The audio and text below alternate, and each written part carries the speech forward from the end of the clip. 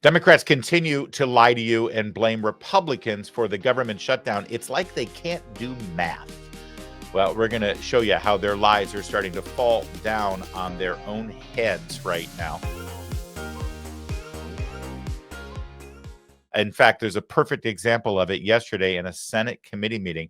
A new senator from Ohio, freshman Republican Bernie Moreno, was absolutely brilliant pushing back on his colleague who tried to lie about who shut the government down. Watch. Much like, for example, expose the fact hypocrisy. that you get paid, you get a paycheck, but you walk by, you get a paycheck. I'm donating my paycheck, sir, and I would happily be on legislation what do you say to them? to give. What do you say to the staff? What do you say to the TSA workers? What do you say to the air traffic controllers? What do you I say am to the saying military? to you is What do you it's say to the the Capitol Republican Police? shutdown, my friend. You are in control of the White House. You are in control of the House, and you are in control of the Senate. Does it and take if 60 you went votes? home Does to it a take 60 food bank votes? instead of going to Mar-a-Lago Does it to take 60 eat votes? at a gold-plated dinner while people are starving, you might see and hear your constituents, sir. You are blind to the suffering of your people. Does it take 60 votes? You listening and coming to the table So to it have a does take discussion. 60 votes. You want to have this, come talk to me in private, sir. Okay. So it does take 60 votes, for the record, just so that we're clear on the reporting, so there's no misinformation. I do love that. Just so we're clear, this for the record, it does in fact take 60 votes. Jackie Rosen of Nevada. I'm donating my salary, sir. Oh, that's great. So you're donating your salary to like Planned Parenthood or some other baby killing organization. How about your staff members donating it? Imagine being on her staff and working for the Senate staff and having to go for the last, 37 days without a paycheck. And then Jackie Rosen says, I want everyone to know that I'm donating my paycheck to Planned Parenthood. And you're working on the staff saying, dude, how about donating it to me? How about donating it to the people who are working for you, or your hairdresser for that matter? Jackie Rosen of Nevada. What a lovely voice, by the way. And the most important telling part of that entire thing was when she turned back on her microphone, right? This right here. Does it take 60 votes? It takes you listening and coming to the table So to it have a does take discussion. 60 votes. You want to have this, come talk to me in private. There, that part right there. You see, the Democrats are the party right now with backroom deals. Yeah, no, well, we can't have this in public. I don't want anyone hearing what we have to say. You want to talk to me about the government shutdown? Turn off the microphones, turn off the cameras, and come talk to me in private. That's what Schumer's been dying for, begging for. They hate this public debate because the facts aren't on their side. They've been lying and lying and lying and lying and lying. Sadly, though, it might be working. I try to keep it real with you every day. I don't want to be a cheerleader here. I don't want to give you hopium and get you all doped up on that. We got to keep it real. And there are some opinion poll numbers right now that are rough for President Trump. I'll show it to you in a second. First, though, you need to see who they are when the cameras are on and when the microphones are working. Here's Ruben Gallego, a really odious partisan member of Congress in Arizona, right? Yeah. Senator Gallego was specifically asked about voting yes so that people can get their SNAP benefits and not go hungry. His answer was full of compassion. On the shutdown, roughly a dozen Senate Democrats have privately signaled they're willing to vote to reopen the government in exchange for a promise that there would be a future vote on extending those expiring ACA subsidies. Are you backing that deal? Would you support it? No. On the That simple. No. It's truly that simple. And that proves exactly who's responsible for shutting down the government. Doesn't it? Of course it does. And even Hakeem Jeffries can't keep up the lies. Dana Bash on election night pressed him, or at least tried. Mr. Leader, you guys are voting no on opening the government, not Republicans. I know you're asking for specific things, and it's much more complicated than that. We'll get to that in 1 second. Hold on a second, Dana, because let's just be clear about that. Okay. American people clearly understand who's responsible for shutting down the government. Yeah, but you said they shut down the government. They did shut down the government. They have the House, the Senate, and the presidency. Okay, Mr. Leader, so you guys. This is super instructive because, and this is such a good lesson for these sycophants in the media who are trying to, listen, they're work hand in glove with the Democrats all the time. We know that. The corporate legacy media, personified by Dana Bash, who literally is married to members of the Democrat establishment, and they all are betting each other, and they're all going to the same parties and putting their car keys in the fishbowl as they enter the room.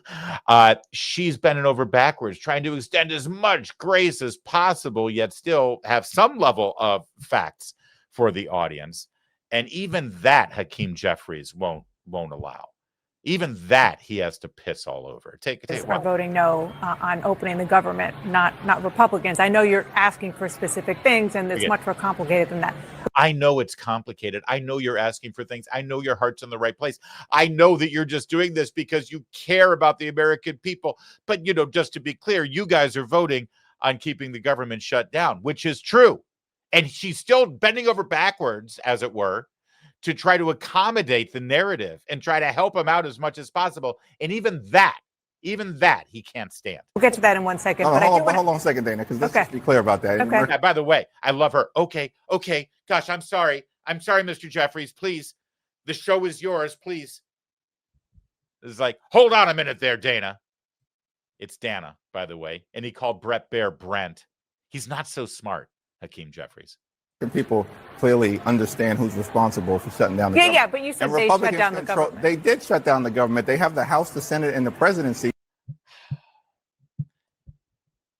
And it's like Dana's like, listen, don't treat me like an idiot. I'm not a CNN viewer. I'm a CNN host. I know that you need 60 votes. The lies just stack on top of each other. And they get away with it. In fact, the only response to Hakeem Jeffries at that point, sadly, only happened in the comments section. I wish Dana Bash had said that to him. But she didn't.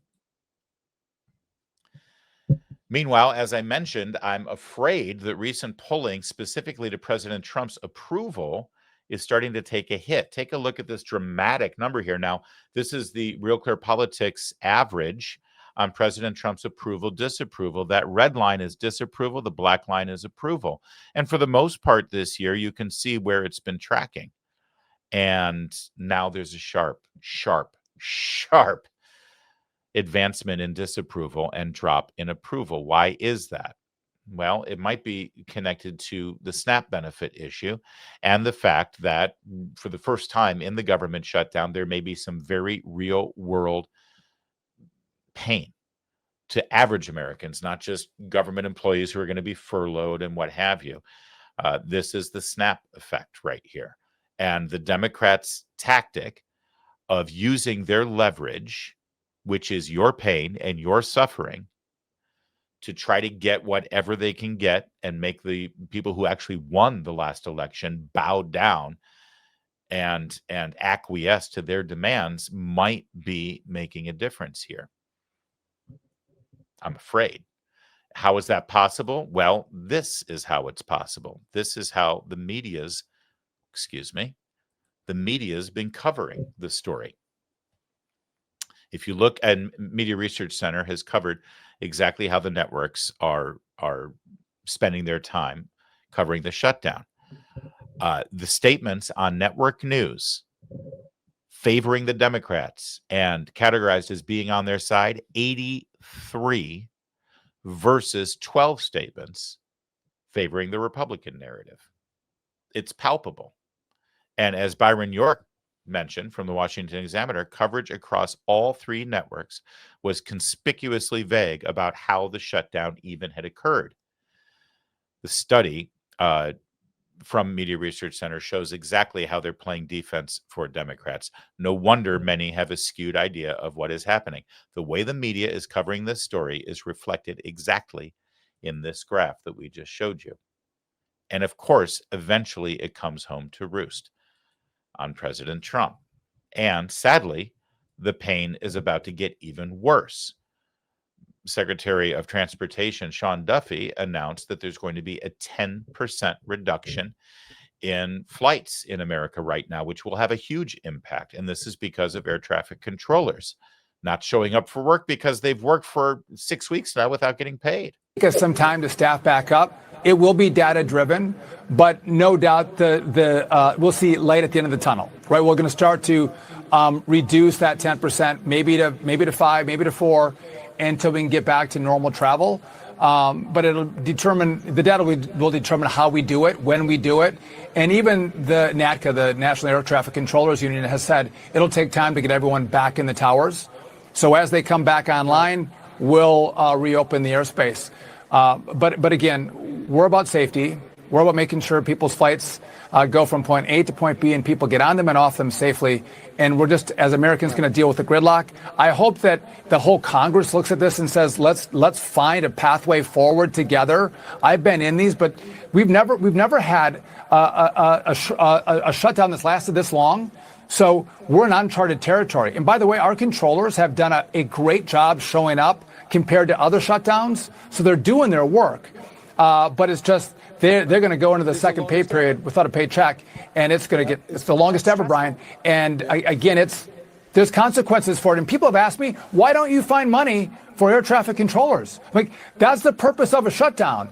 I don't have access to money. I can't find dollars to pay them because the Congress said there is no money, and so we can't break the law. And so I can't pay them. I'd love to, but I can't. And so the message is, sit down, figure this out, open the government up, and let's not hold Americans hostage, especially when they want to travel. That's not the way to do this. Let's get this resolved. All right. It's going to. So the question here is, who's going to blink and who's going to break? President Trump hasn't really been engaged in this. He has sort of outsourced it, as Byron York put it. With regard to letting the Senate and the House handle it. He said, listen, we're the executive branch. You guys work this out. This has to do with the Senate and the House. I'm ready to sign what you put in front of me to keep the government funded. I'm going to go solve the peace problem in the Middle East and go handle the tariff and trade negotiations in Asia. But now it's reaching a breaking point, and now it's affecting his approval ratings, and now it's affecting Americans' air travel, and now it's affecting whether people are putting food on the table, and now the president might need to get engaged. So how does it end? Well, Byron York, the aforementioned, gave a bit of a synopsis here. As he put it, the shutdown appears headed to a new level, with Democrats reportedly ready to prolong the standoff. But because the Democrats now have decided, well, yeah, we were probably going to end this after the election, but it was so good for us that let's just keep the good times rolling. I mean, we just won. We're in the power position, so why should we buckle? Because that's how ruthless they are. So Byron continues, perhaps Trump should stop outsourcing handling of the shutdown to Republican leaders in the House and Senate. Presidential full court press, Oval Office, every day, multiple times a day, with a brief, clear message. Here's the bill to fund the government the House has passed. It's a straight bill with no tricks, identical to the one the Democrats agreed to earlier this year. Senate Democrats are using the filibuster to stop it. President and the GOP will negotiate the Democrats' concern only after they allow the government to reopen. Everything depends on Democrats lifting the filibuster. Treat the situation like the crisis it is about to become, with the president pressing Democrats to do the right thing. It might not work, but at least the GOP position will be clearly, prominently argued from the White House every day. That might be a good idea. They are good at messaging. They're good at controlling the narrative, and they're good at letting the people know exactly what's going on here in Washington from their perspective. And if the president does it, it will get coverage. It will get picked up, and that might help those numbers, because that's the truth. That's who's responsible. That's what's stopping this from moving forward.